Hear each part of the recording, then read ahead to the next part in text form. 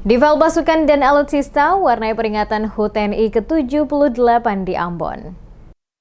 Peringatan HUT ke-78 TNI yang digelar di Lapangan Merdeka, Kota Ambon pada Kamis 5 Oktober 2023 diwarnai dengan difal pasukan dan alat utama sistem senjata atau alutsista TNI Polri dari berbagai angkatan. Dalam amanat Panglima TNI yang dibacakan Pangdam 16 Patimura, Syafrial, saat upacara HUT TNI ke-78 di Lapangan Merdeka, Kota Ambon, menyampaikan ucapan terima kasih kepada seluruh jajaran prajurit TNI atas dedikasi, loyalitas, dan profesionalisme yang telah ditunjukkan selama ini. Saat ini TNI mendapatkan tingkat kepercayaan yang tinggi dari masyarakat berdasarkan hasil survei dari berbagai lembaga survei di tanah air. Hal ini harus tetap dijaga dan terus ditingkatkan di tengah tantangan yang dihadapi saat ini. TNI hadir dan menjalankan amanah sebagai garda terdepan sekaligus benteng terakhir Negara Kesatuan Republik Indonesia. Selain itu demi kelancaran dan kesuksesan agenda pesta demokrasi, maka para prajurit TNI dituntut untuk peka dan antisipatif terhadap dinamika dan perkembangan situasi bangsa.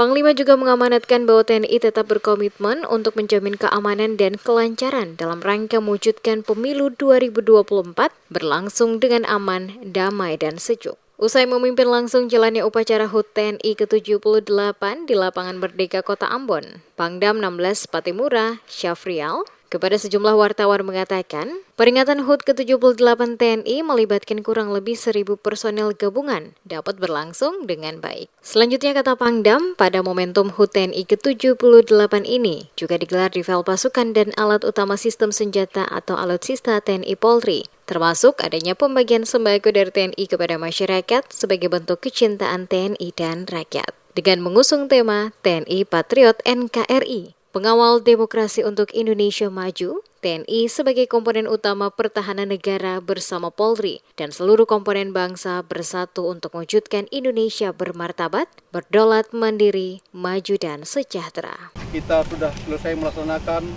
kegiatan parade dalam rangka HUT ke-78 TNI di Lapangan Merdeka Ambon ini.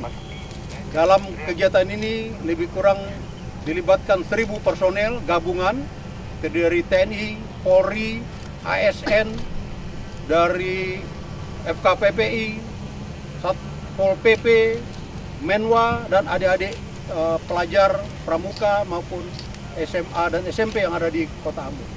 Rangkaian kegiatan upacara HUT TNI ini akan dilanjutkan demonstrasi genderang seruling dari Yonif 733 Masyariku dan akan dilanjutkan kegiatan defile pasukan dan defile alutsista TNI yang ada di wilayah Maluku.